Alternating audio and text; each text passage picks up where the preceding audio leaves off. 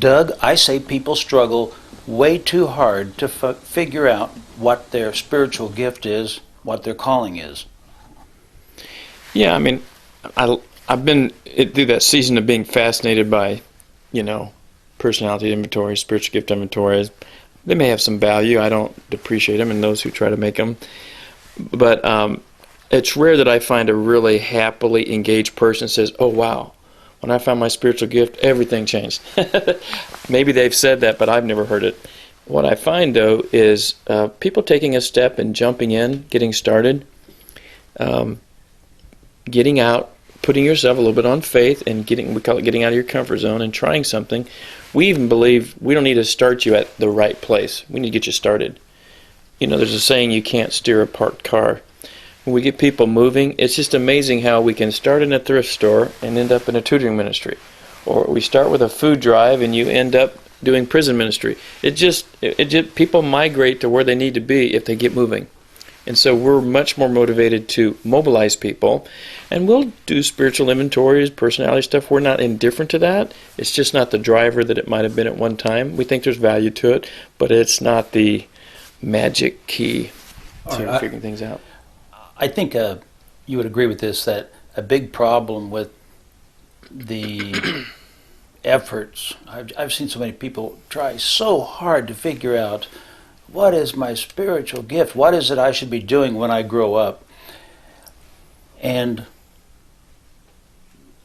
they're not paying attention to the world around them. They're looking for a light from heaven to reveal something to them. But you're looking at this as, look around the community, you will see lots of opportunities if what? I mean, after all, there are a lot of people that I have known, and sometimes it's been me looking around saying, I wonder what I could do. Yeah, it's out there, and I do think, this is one of my pet peeves in the whole volunteer industry, is on the one hand, I want to keep the pathway as short and simple, but it's not simplistic. Those of us in the industry of helping volunteers need to do what I call the heavy lifting, and try to close the gap, because often agencies, we want volunteers who are highly motivated, well-trained, very mature, bring no baggage, and we just expect them to find us and show up, and not realizing that maybe agencies need to participate in the process of bringing people to becoming really great volunteers. And we as a church, which is why we're more motivated, get them moving. We don't have to sort of grow them up till they're just golden discipleship before we turn them loose. We want to turn them loose immediately, because part of their discipleship is what they learn by serving. I learned that by accident when we were a portable church.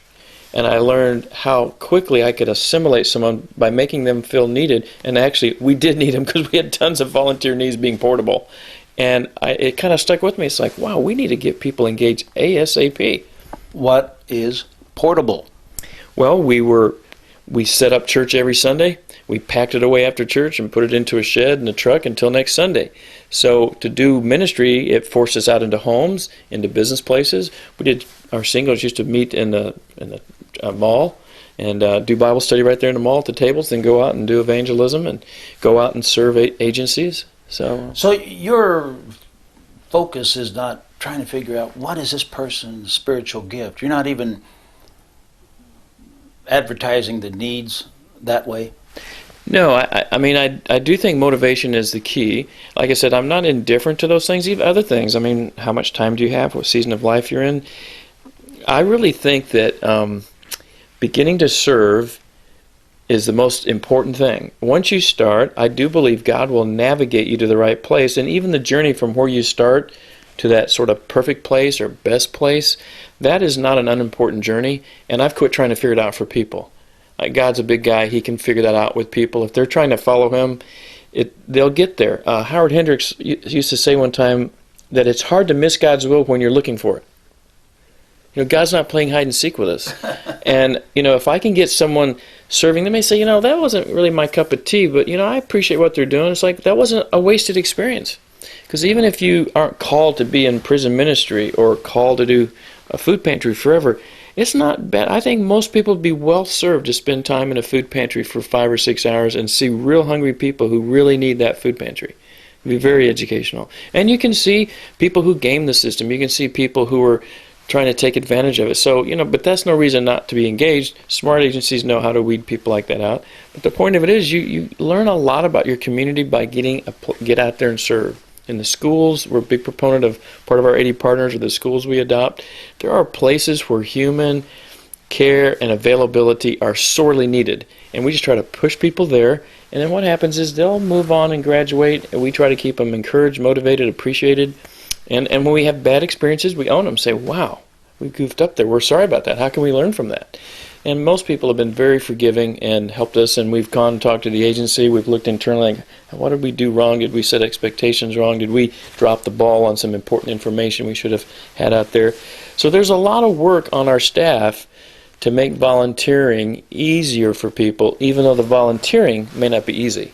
And in this way, it would become even less important for the person to scratch a hole in their head trying to figure out what exactly should I be doing. Yeah, let's take an example of a person who might have a spiritual motivation to teach. If I just get them involved in working with kids, something, sooner or later their teaching is going to come out, whether they're officially in the teaching role. Ever what God has wired and gifted in them, it will find expression. In fact, it will be hard for it not to. And in time, they may end up in a teaching role. Or not. You don't have to have a teaching role to be a good teacher. So, we used to kind of be maybe pretty fascinated with that. I think when we're looking for shortcut volunteerism, we love to, modern people love to organize and figure everything out and connect all the dots.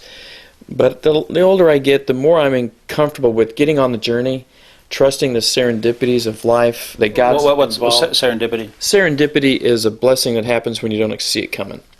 You're trying to do good, and all of a sudden someone shows up with, the right tool at the right time. You just think, oh, bless you for showing up with that. What would we have done without you? It's a serendipity. You didn't have time to plan. You didn't even know you needed it, but someone was right there. It's a serendipity. And I find ministry journey to be very much like that for anyone, a layperson, a pastor, a professional, a missionary.